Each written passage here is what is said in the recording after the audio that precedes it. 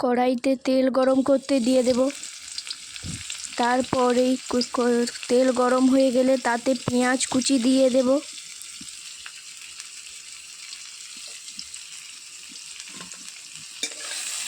তারপরে পেঁয়াজটাকে নাড়াচাড়া করে নেব।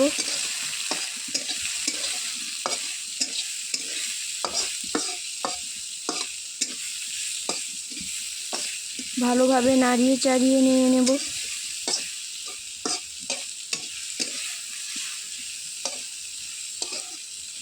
ভালোভাবে নাড়িয়ে নিচ্ছি। তারপর এতে স্বাদ মতো লবণ দিয়ে দেব।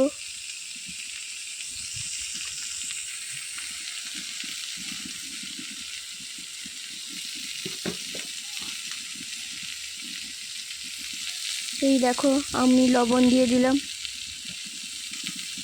লবণটা দিলে পেঁয়াজগুলো তাড়াতাড়ি একটু বাদামি কালার ধরে, মানে ভাজা ভাজা হয়ে যায় তাড়াতাড়ি লবণ দেওয়ার জন্য। তারপরে দুটো কাঁচা লঙ্কা দিয়ে দিলাম।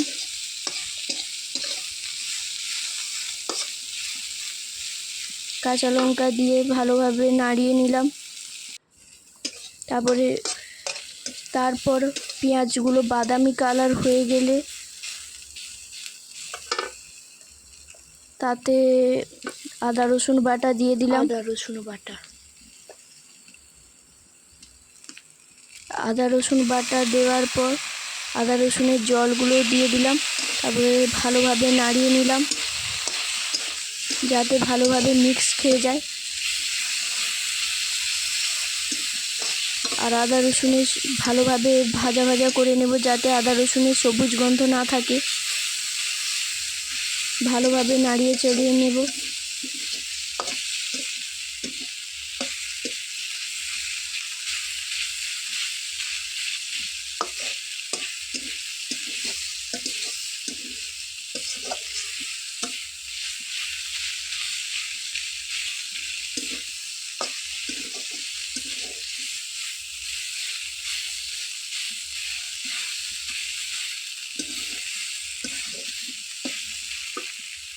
এরপর অল্প পরিমাণ জল দিয়ে নাড়িয়ে নেব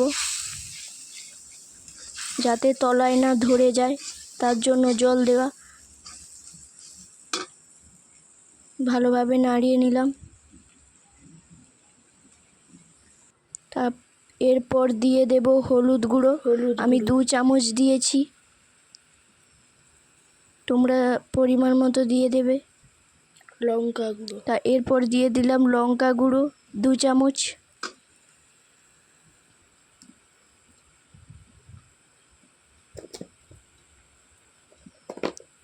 এগুলোকে ভালোভাবে নাড়িয়ে নেব, ভালোভাবে মিক্স করে নেব।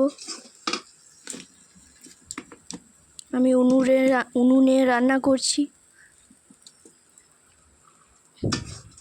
গ্রামের ঐতিহ্য আমাদের এই উনুন।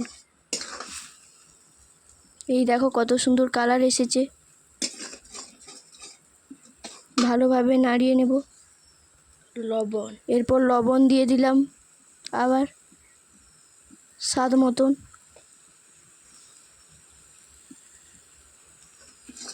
আবার নাড়িয়ে নিলাম।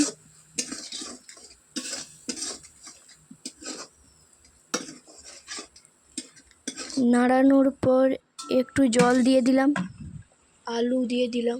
এরপর সিদ্ধ করে রাখা আলুগুলোকে দিয়ে দিলাম। তোমরা কাঁচাও দিতে পারো, দিয়ে করে জলে সিদ্ধ করতে পারো।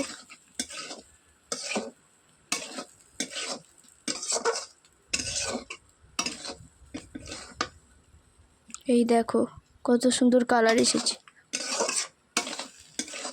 ভালোভাবে নাড়িয়ে নিচ্ছি।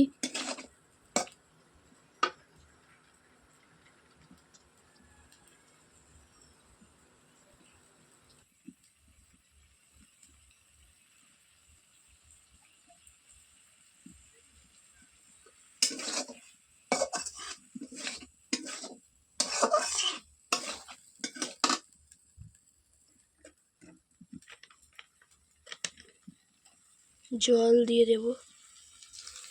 এরপর জল দিয়ে দিলাম। পরিমাণ মতো জল দিয়ে দিলাম। যে যত জুস রাখতে চাও ততটাই জল দেবে, ঝোল রাখতে চাও। তারপর নাড়িয়ে নিলাম,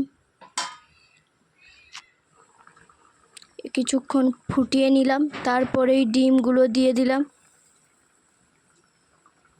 সিদ্ধ করে রাখা ডিমগুলো। তোমরা যদি ভেজে দিতে চাও সেটাও দিতে পারো।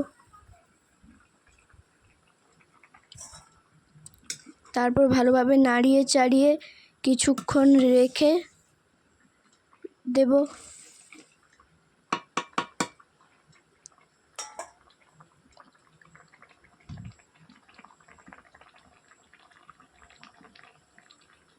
এরপর ফুটে গেলে নামিয়ে নেব। শেষ।